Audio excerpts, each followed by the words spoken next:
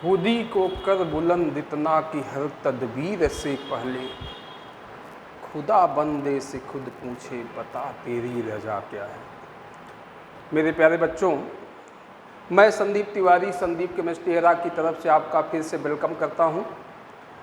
और आज हम लोग बेटा फिर से अपनी क्लास 11th IIT-JEE नीट के सेकंड लेक्चर की ओर जा रहे हैं।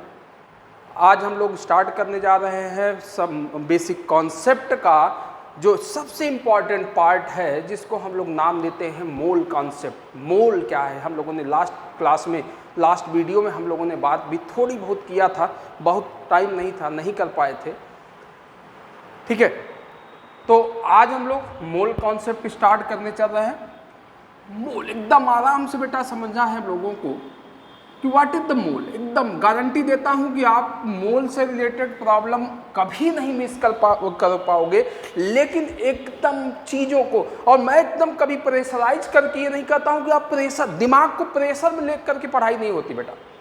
एकदम रिलैक्स माइंड से, जैसे आप क्रिकेट खेलते हो एकदम रिलैक्स होकर के खेलो, मजा आएगा। ठीक है, मोल क्या है बेटा?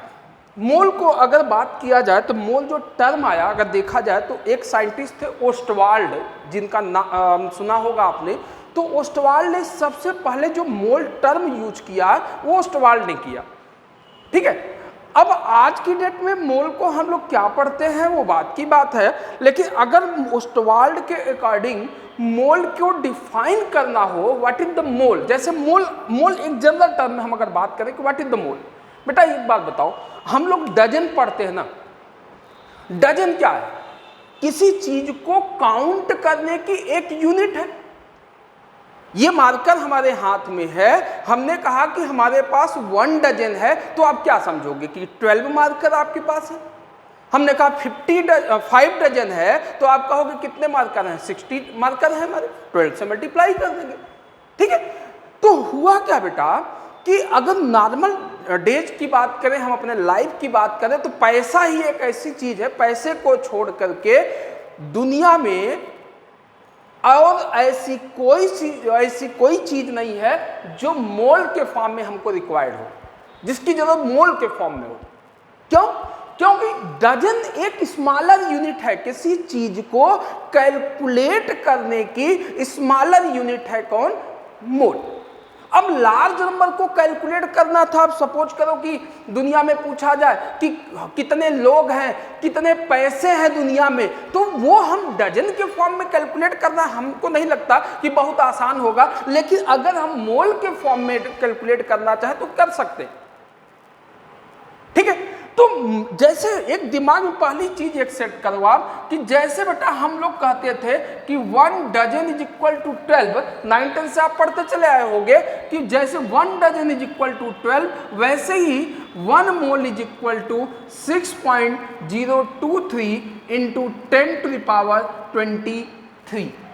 अगर हमारे हाथ में 12 मार्कर है, ये हमारे हाथ में जो मार्कर रखा हुआ है, अगर ये 12 मार्कर है तो हम कहेंगे भैया 1 डजन मार्कर है। लेकिन अगर यही मार्कर इतने नंबर में हो जाए हमारे पास, तो हम कहेंगे कि हमारे पास 1 मोल मार्कर है। तो जैसे डजन के लिए 12 की बात करते थे, वैसे बेटा हम लोग बात करते हैं मोल की, डजन के जगह पर मोल और 12 की जगह पर इस नंबर को।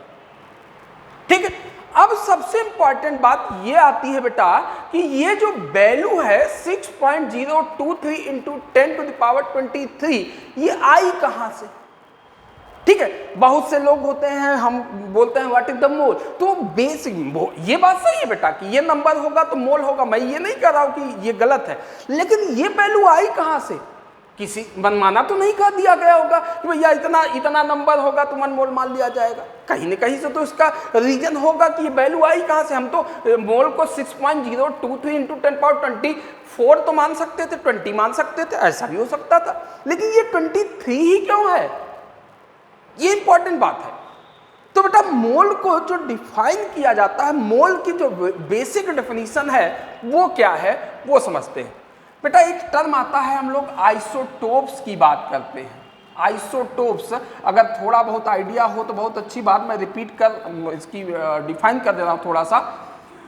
बेटा कहा जाता है कि वे एटम्स या वे एलिमेंट जिनका एटॉमिक नंबर सेम हो, एटॉमिक नंबर सेम हो, एटॉमिक मास डिफरेंट हो। जैसे अगर मैं कार्बन की बात करूं बेटा, तो कार्बन के 3 आइसोटोप्स होते हैं। कार्बन 6, देखो atomic number, atomic mass, atomic number 6, atomic mass 12, atomic number 6, atomic mass 30, carbon ये है कार्बन 6 40।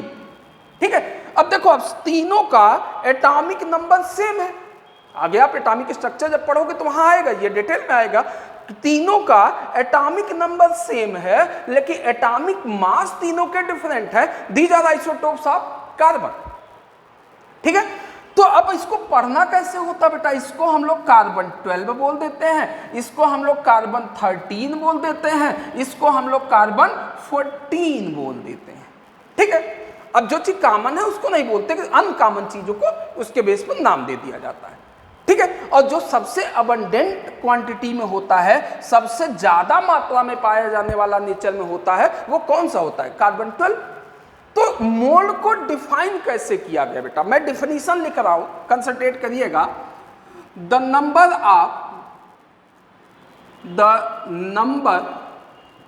ऑफ कार्बन एटम्स, अब समझो बेटा, carbon atoms present in 12 grams of carbon 12 grams of carbon 12 is called as mole। अब समझो define कैसे किया, कहा भैया कि कार्बन 12 का, कार्बन का कौन सा आइसोटोप लिया, 12 वाला आइसोटोप लिया और कहा कि उसका 12 ग्राम ले लो, और इस 12 ग्राम में कार्बन के जितने भी एटम्स होंगे वही कार्बन 1 मोल की वैल्यू होगी। तो अब बात क्या हुई बेटा कि कौन सा आइसोटोप लिया, कार्बन 12 लिया, इसका कितना ग्राम लिया गया होगा बेटा, 12 ग्राम लिया गया होगा। और इस 12 ग्राम में जब कार्बन के एटम्स का नंबर कैलकुलेट किया गया, मतलब आपके हाथ पर हमने 12 ग्राम 12 ग्राम कार्बन रख दिया और कहा कि यार इसमें कैलकुलेट कर लो कार्बन के एटम्स कितने। अब आपने कैलकुलेट किया, तो कैलकुलेट करने पर इस 12 ग्राम में बेटा 6.023 इंटू 10⁻23 कार्बन एटम्स पाए गए। कितने ग्राम में पाए गए बेटा, 12 ग्राम में। तब इससे कहा गया बेटा कि 1 मोल ये होगा। तो यहां से ये जो वैल्यू हम अभी आपसे बोल रहे थे, ये वैल्यू एक्चुअल बेटा यहां से निकल के आए। ठीक है, तो अब आपसे क्वेश्चन पूछा जाए कि यार 6 ग्राम में कार्बन के कितने एटम्स होंगे, सीधा सीधा क्वेश्चन है, 6 ग्राम में इसके आधे एटम होंगे। 24 ग्राम में डबल अगर कर दिया जाए इसको तो कितने एटम होंगे, आप डबल कर सकते हो। तो ये डेफिनेशन है बेटा मोल की बेसिक। लेकिन अब इसको हम जब सिंप्लीफाई फॉर्म में आते हैं तो इसी मोल के डेफिनेशन को हम दूसरे मोड में कैसे आज बोलते हैं वो समझ लो आप। तो इतनी बात तो उम्मीद करता हूं बेटा कि आज समझ में आया होगा कि ये वैल्यू निकल के कहां से आई हमारे पास। अब आते हैं मोल की दूसरी डेफिनेशन की तरफ। दूसरी डेफिनेशन क्या है आज की डेट के हिसाब से, द नंबर ऑफ, एक सेकेंड, द अमाउंट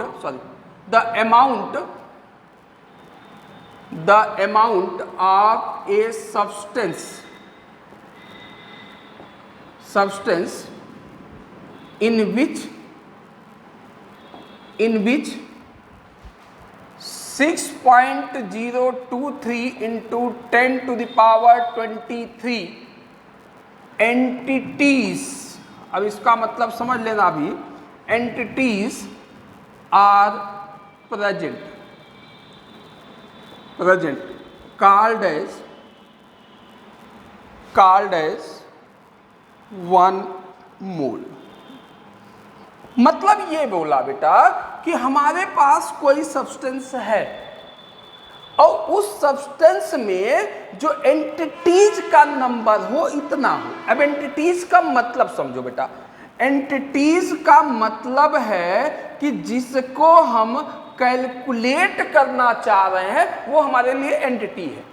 हम समझो, अब ये एंटिटी एटम भी हो सकता है, ये एंटिटी इलेक्ट्रॉन भी हो सकता है, ये एंटिटी प्रोटॉन भी हो सकता है, ये एंटिटी न्यूट्रॉन भी हो सकता है, ये एंटिटी डॉग्स भी हो सकता है, ठीक है, ये एंटिटी पेन्स भी हो सकता है। कुछ भी जिसको हम कैलकुलेट करना चाह रहे हैं वो हमारे लिए क्या है, एंटिटी है। ठीक है, हमने कहा कि हमारे पास 1 दर्जन केला है, 1 डजन बनाना हमारे पास है, तो आप क्या कहोगे, 12 एंटिटी। बनाना हमारे लिए एंटिटी हो गया, उसका नंबर कितना हुआ, 12। लेकिन अगर हमने कहा होता कि वही बनाना हमारे पास 1 मोल है, हमारे पास 1 मोल बनाना है, तब हम क्या समझते बेटा कि इतने बनाना हमारे पास प्रेजेंट है। क्लियर बात? तो कुल मिलाकर के अभी तक का जो कंक्लूजन ये आया बेटा कि 1 mole is equal to 6.023 into 10 to the power 23 entities. और अगर ये वैल्यू है बेटा तो जैसे हम 1 डजन इज इक्वल टू 12 बोल रहे थे, वैसे ही हम क्या बोलेंगे, 1 mole is equal to this. Clear?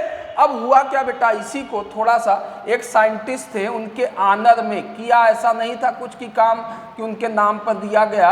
अवगैड्रोस number, अवगैड्रो का नाम अगर आपने सुना हो तो उनके आनर में, उनके रिस्पेक्ट में इस नंबर को अवगैड्रोस नंबर कह दिया जाता है बेटा।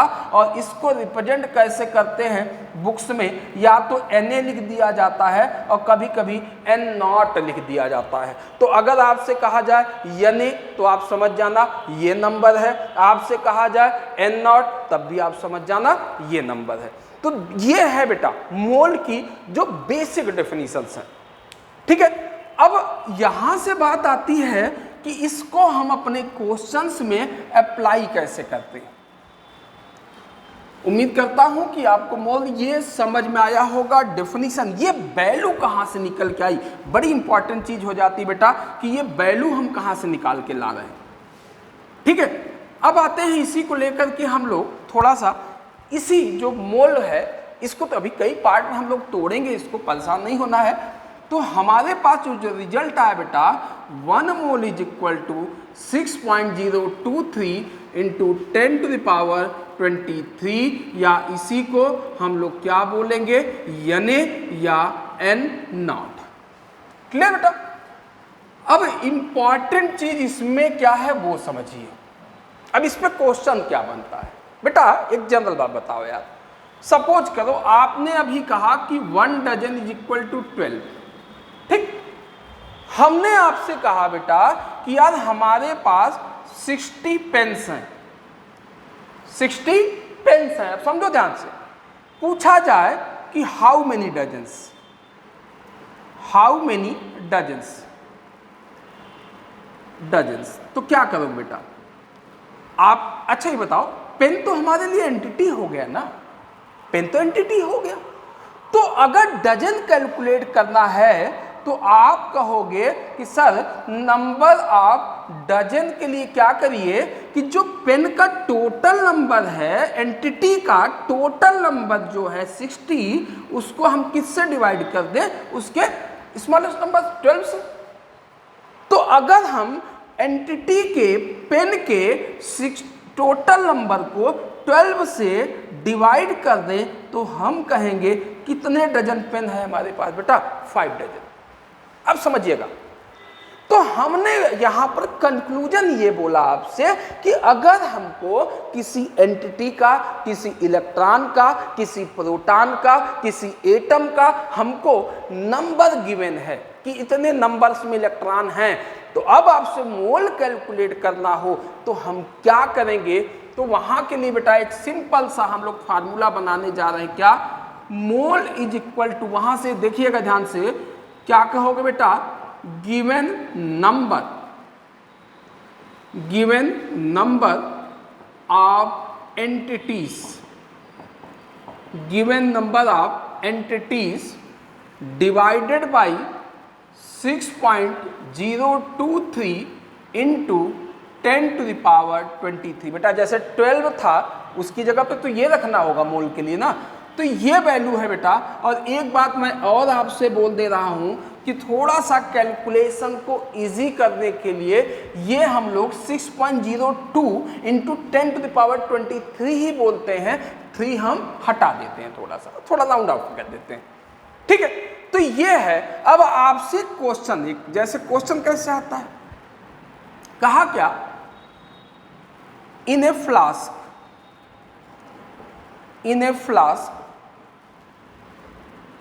12.04 into 10 to the power 24 atoms of hydrogen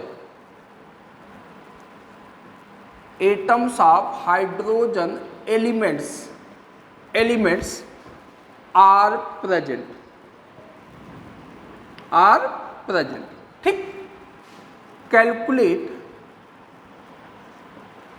moles of hydrogen atoms, ये क्वेश्चन है बेटा। हाइड्रोजन एटम्स का हमको मोल कैलकुलेट करना है, सीधा है बेटा। ये बताओ, ये एंटिटी हो गई ना हमारे पास, हाइड्रोजन का जो एटम है वो हमारे पास एंटिटी है।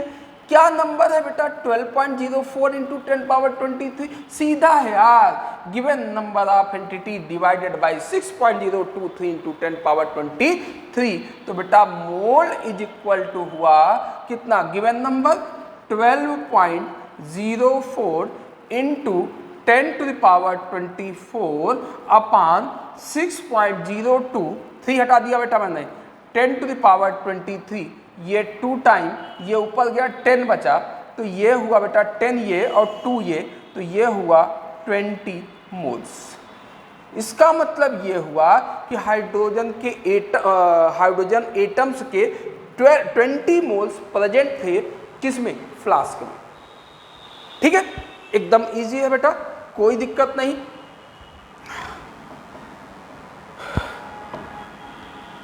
और एक आप करिएगा क्या, एक कॉपी बना लीजिएगा, एकदम सीक्वेंस में मैं चलूंगा बेटा, एकदम परेशान नहीं होना है। आपको नंबर लेक्चर वाइज नंबर पढ़ा होगा, जब आप वीडियो देखोगे तो उसमें आपको लेक्चर वाइज पढ़ा होगा, लेक्चर 1 लेक्चर 2 उसका टॉपिक भी पढ़ा होगा, ठीक है। तो एक प्रॉपर वे में करते जाइएगा। इसका हम लोग प्रॉब्लम सेशन भी करेंगे टॉपिक वाइज, जैसे मोल कॉन्सेप्ट हम लोग खत्म करेंगे इसका कॉन्सेप्ट, उसके बाद इससे रिलेटेड जो हायर प्रॉब्लम है उसको लेकर के भी हम लोग बात करेंगे, डिस्कस करेंगे एक अलग क्लास में, ठीक है। तो एकदम समझते जाइएगा। अब बात ये हो गई बेटा कि मोल की तो हमने बात समझ लिया कि यार 1 मोल मतलब 6.023 इंटू 10 पावर 23, ठीक है। अब दुनिया में हमको नहीं लगता है कि 6.023 इंटू 10 पावर 23 पैसा होगा। अब इतना पैसा अगर किसी को दे दिया जाए, अभी एक क्वेश्चन मैं आपको दे रहा हूँ, अगर इतना पैसा अगर किसी को दे दिया जाए, अब सोचो आप बेटा, इतना पैसा देने का मतलब है क्या कि जिंदगी नहीं, उसकी हमको लगता है हजारों पीढ़ियां खाती रह जाएंगी, ठीक है। उसका अगर एक मोल का अगर 1 लाखवां, क्या मैं कम बोल रहा हूँ, मतलब अब उसका मतलब आइडिया ही नहीं है, उसका तो आइडिया ही नहीं है कितना पैसा होता होगा। 10 टू द पावर 23, जीरो बढ़ाते जाओ बोर्ड भर जाएगा, ठीक बेटा। चलिए उसके बाद अब इसी में आते हैं बेटा, हम लोग एक कॉन्सेप्ट पढ़ते हैं, इसी को जो वॉल्यूम के टर्म में आते हैं उसकी बात कर लिया जाए हम लोग, ठीक है। अब वॉल्यूम टर्म मैं एक लाइन लिख रहा हूं, इसी में इसी का एक चाहे हेडिंग कर लो आप, ज़्यादा सही रहेगा। एक टर्म आता है बेटा मोलर वॉल्यूम, और इसको हम लोग वीएम से रिप्रेजेंट कर देते हैं, दिस इज मोलर वॉल्यूम। अभी मोल कॉन्सेप्ट ही चल रहा है, ये अलग सब हेडिंग कर सकते हो आप, ठीक है। मोलर वॉल्यूम क्या है बेटा, कहा जाता है कि the volume of 1 mole of A gas, gas बोल रहा हूं बेटा, ये ध्यान रखना है, ए गैस एट STP इज इधर लिख दे रहा हूं 22.4 litre and this volume is called as molar volume. Molar volume का मतलब क्या है बेटा कि एक मोल का वॉल्यूम, यार एक मोल कोई गैस है और उसका वॉल्यूम क्या होगा 22.4 लीटर होगा। फिक्स है, कहां से आया उसकी बात मैं करने चल रहा हूं, परेशान नहीं होना कि वैल्यू कहां से आई। बेटा मैंने आपसे बार बार बोला कि आप सीखिए, पढ़ने की गलती मत करिए। और दूसरी बात मैं आपसे बेटा एक बात कहूंगा कि जब भी पढ़ाई करिए, जब भी आप पढ़ाई करिए तो ये मान करके पढ़िएगा कि कल मेरा एग्जाम है। बेटा गारंटी देता हूं कि आपके सोचने का, आपके समझने का, आपके पढ़ने का, आपके सीखने का तरीका बदल जाएगा। बस दिमाग में, अगर आपको पता हो, एक फिल्म आई थी 3 इडियट, सबने देखा होगा और नहीं देखा होगा देखिएगा, अच्छी मूवी है। तो उसमें क्या है बेटा, आमिर खान का एक डायलॉग होता है कि अपने दिल को बेवकूफ बना के रखो। दिल को बेवकूफ बनाने से मतलब ये है बेटा कि अगर हमको ये पता हो जाए कि यार एग्जाम 9 महीने बाद है, तो हमारी स्पीड जो है वो 9 महीने के हिसाब से चलती है। हमारे सोचने के, यार अभी आज चलो सोते हैं, आज ये काम कर लेते हैं, कल बहुत टाइम है अभी पढ़ेंगे। लेकिन अगर आपने अपने दिल को, अपने ब्रेन को, अपने ब्रेन क्या कहूँ, दिल को, उसकी लैंग्वेज के हिसाब से अगर बात किया जाए, तो अगर आपने दिल को ये समझा लिया कि नहीं भाई आज हम पढ़ रहे हैं, कल एग्जाम देना है, भले ही एग्जाम 9 महीने 10 महीने 12 महीने बाद हो, तो गारंटी है बेटा कि वो चीज आपके दिमाग से निकल नहीं सकती अगर आपने दिल को बेवकूफ बना करके और ईमानदारी के साथ एक बार उसको सीख लिया तो। ठीक है, मैं बहुत बड़ी बातें नहीं कर पाता हूं, और एक जैसे लोग कहते हैं कि थोड़ा सा कॉमेडी, और कॉमेडियन नहीं हूं बेटा, टीचर हूं। आपको मोटिवेट कर सकता हूं, आपके साथ खड़ा रह सकता हूं, आपकी सारी प्रॉब्लम्स के साथ खड़ा रह सकता हूं, लेकिन एक कॉमेडी जो होती है वो कहां से लाऊं यार। जब से हूँ पढ़ा, हमने पढ़ने के बाद पढ़ाना शुरू किया तो पढ़ाने में ये फोकस रहता है कि क्लास में बच्चे को कुछ मैं दे के जाऊं, बच्चे को कुछ सिखा के जाऊं। ये हो ही नहीं पाता है कि हम इसकी चीज़ें उसकी चीज़ें कहाँ से कहाँ, ये कॉमेडी बच्चा हंसाने के लिए यार बहुत चैनल्स आते हैं, आप देखो हंसाने वाले चैनल्स हैं, यूट्यूब पे बहुत चैनल्स हैं, कपिल शर्मा का शो है, और कौन कौन से शो आते हैं उनके लिए। अब यार कपिल शर्मा तो हूँ नहीं, राजू श्रीवास्तव तो मैं हूँ नहीं, एक टीचर हूँ। हाँ, आपको मोटिवेट कर सकता हूँ, क्लास को बोरिंग ना होने दिया जाए, और उम्मीद यही करता हूँ कि बोरिंग ना हो, आप सीखो। मैं बार बार कर रहा हूँ बेटा कि सीखो चीज़ों को, ठीक है। चलिए, तो बेटा यहाँ पर हम लोगों ने बात किया क्या कि अगर कोई गैस है, इसको बेटा मैं बार बार हाईलाइट कर रहा हूँ इसलिए क्योंकि लिक्विड और सॉलिड के केस में ये चीज़ नहीं होगी, ध्यान रखिएगा, मैं क्वेश्चन कराऊंगा आपको। तो बेटा अगर दुनिया में हमारे पास कोई चीज़, कोई गैस है तो, और STP है, STP बता रहा हूँ अभी आपको मैं, तो उसका जो वॉल्यूम होगा बेटा वो 22.4 लीटर होगा। अब बात यह है कि STP क्या है बेटा। STP क्या है, इसको हम लोग, सब लोगों को नाम तो पता ही होगा यार, इसको बोलते हैं हम लोग standard temperature sorry and pressure, standard temperature and pressure, ठीक है। अब STP की कंडीशन क्या है, 2 कंडीशन की मैं बात करने जा रहा हूं, वो समझ लीजिए बेटा। एक तो STP होता है कि अगर 0 degree Celsius temperature is known as standard temperature, या इसी को हम लोग केल्विन में ज़्यादातर तो हम लोग केल्विन ही यूज करते हैं, तो 273 kelvin temperature is known as standard temperature. और प्रेशर जो होता है वो होता है 1 एटीएम, सॉरी एटीएम मतलब एटमॉस्फेरिक प्रेशर, पैसे वाला नहीं, ठीक है, एटीएम एटमॉस्फेरिक प्रेशर पढ़ते बेटा। ये एसटीपी है, हमने कहा एसटीपी, किसी ने कहा एसटीपी, आपके दिमाग में तुरंत बात आनी चाहिए कि यार टेम्परेचर 273 केल्विन और प्रेशर कितना 1 एटीएम। एक एसटीपी और लेते हैं बेटा हम लोग, एक एसटीपी आपको मिलेगा और दोनों को मैं डिफाइन कर रहा हूं आपके सामने। एक एसटीपी और होगा बेटा, टेम्परेचर जो होगा वो 0 डिग्री सेल्सियस या 273 केल्विन ही होगा स्टैंडर्ड टेम्परेचर, लेकिन प्रेशर जो होता है वो बार में आ जाता है। Bar is also a unit of pressure. Barometer का नाम सुना, बैरोमीटर मतलब, बैरो मतलब प्रेशर, कभी भी बैरो आता है, बैरो मतलब प्रेशर, प्रेशर को मीजर करने वाला, ठीक है।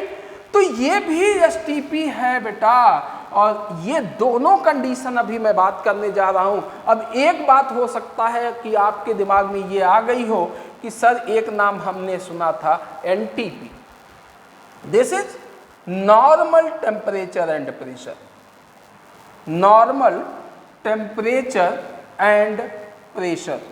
तो बेटा ये बताओ यार, नॉर्मल टेम्परेचर किसको कहोगे? 45 डिग्री सेल्सियस को तो नॉर्मल टेम्परेचर नहीं कहोगे, या 0 डिग्री सेल्सियस को तो नॉर्मल नहीं कर सकते। अब पता चला कि कहा जाए बड़ा नॉर्मल माहौल है, नॉर्मल टेम्परेचर है, और कहा टेम्परेचर -2 में है, तो ये तो नॉर्मल नहीं होगा ना। या एकदम 49-48 डिग्री का टेम्परेचर चल रहा है, बड़ा नॉर्मल फील हो रहा है, ऐसा तो होगा नहीं। इसका मतलब कि नॉर्मल का मतलब वो जिसमें थोड़ा सा ईजी फील करे, और वो टेम्परेचर ऑलमोस्ट कितना होता है 20 डिग्री 25 डिग्री के आसपास।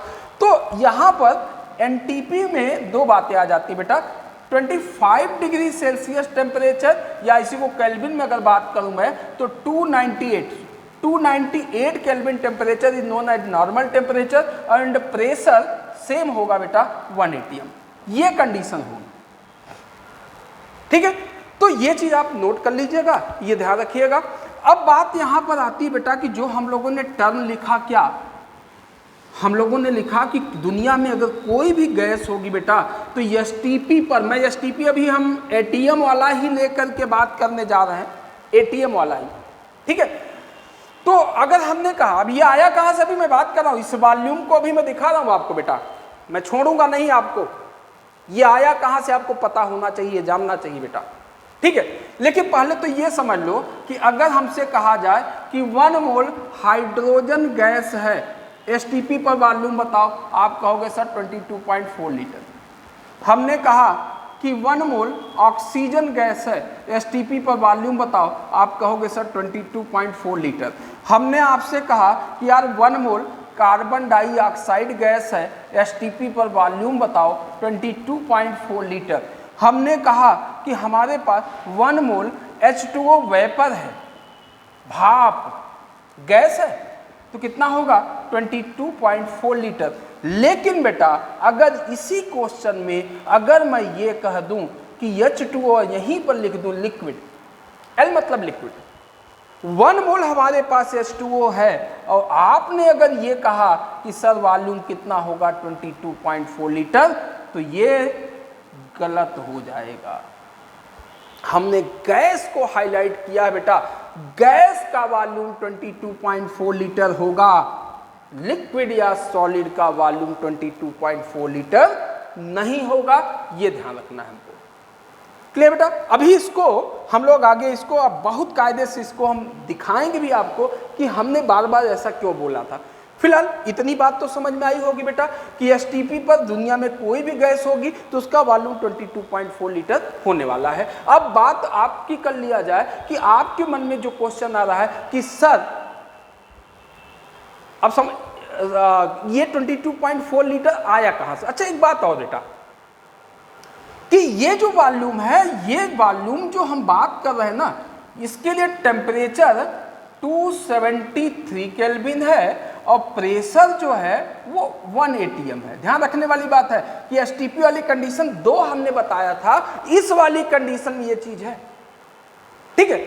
लेकिन अब आपके मन में बात आएगी कि सर एसटीपी अगर ये होता, एसटीपी अगर ये होता कि टेम्परेचर 273 केल्विन होता और प्रेशर 1 बार होता तब क्या होता? तो हाँ बेटा, ये बात तब यहाँ पर 1 मोल का वॉल्यूम 22.4 लीटर न होकर के 22.7 लीटर आता। कैसे आता? अभी बस 2 मिनट में आपको मैं चुटकी बजाते हुए दिखा दूंगा, आप देख लोगे। इतने में तो कोई डाउट नहीं होगा बेटा। अब बात कर लेते हैं कि ये इस एसटीपी पर और इस एसटीपी पर ये वॉल्यूम 22.4 लीटर, ये वॉल्यूम 22.7 लीटर और 1 मोल गैस का वॉल्यूम 22.4 लीटर क्यों है? आइए बात करते हैं।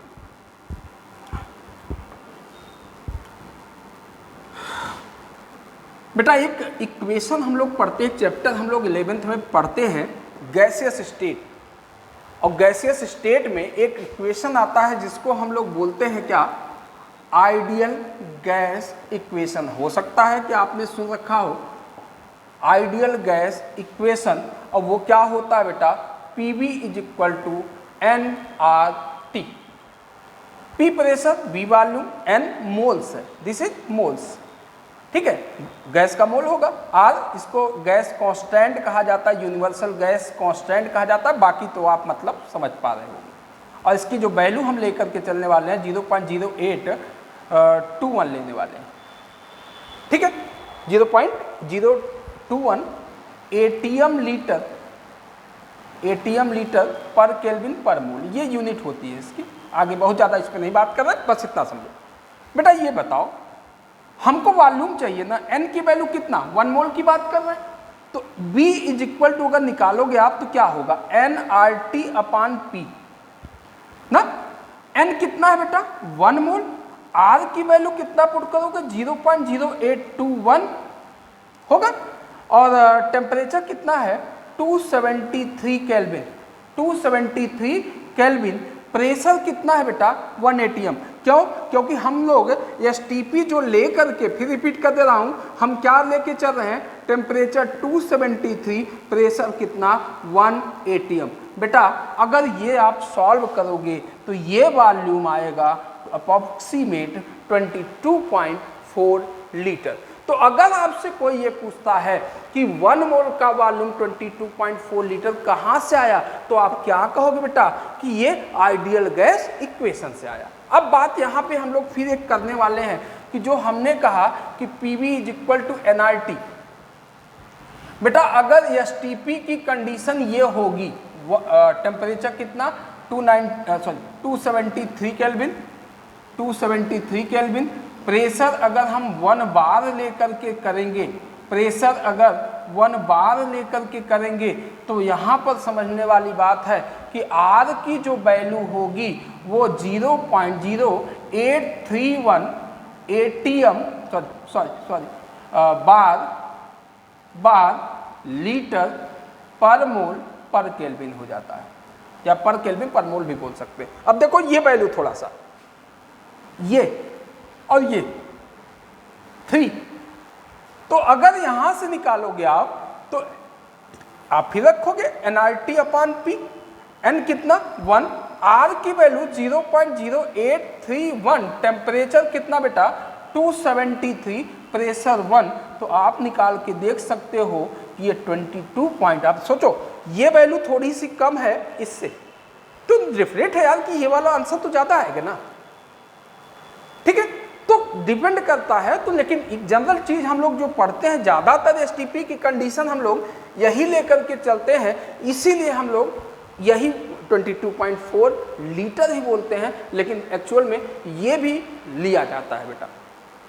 ठीक है, तो इतनी बात हुई बेटा मोल की हम लोगों की। अभी बहुत नहीं पहुंच पाए हम लोग, आज इसी पर रुकते हैं, ज़्यादा हो जाएगा। ठीक है, नेक्स्ट क्लास में फिर मिलते हैं क्वेश्चन के साथ, इससे रिलेटेड प्रॉब्लम के साथ। अभी तो इसके फार्मूले बताने हैं। मोल नेक्स्ट वीडियो में हम लोग सिर्फ कॉन्सेप्चुअल चीज कर पाएंगे, उसके बाद कुछ न्यूमेरिकल्स के साथ में, उसके बाद मोल से रिलेटेड 1 या 2 क्लास हम लोग प्योर न्यूमेरिकल का करेंगे, तब ये चीज़ें क्लियर हो पाएंगी। ठीक बेटा, तो उम्मीद करता हूँ आपको समझ में आ रहा होगा। और प्लीज़ अगर हो सके तो शेयर करते जाइए, सब्सक्राइब करवाते जाइए और दोस्तों से कनेक्ट कराइए हमको भी, ठीक है। और अगर अच्छा लग रहा हो तो कोई ज़बरदस्ती नहीं है, अगर मैं अच्छा दे पा रहा हूँ, आपको मैं समझा पा रहा हूँ, तो इतना तो आप कर सकते हो। ठीक बेटा, थैंक यू बेटा।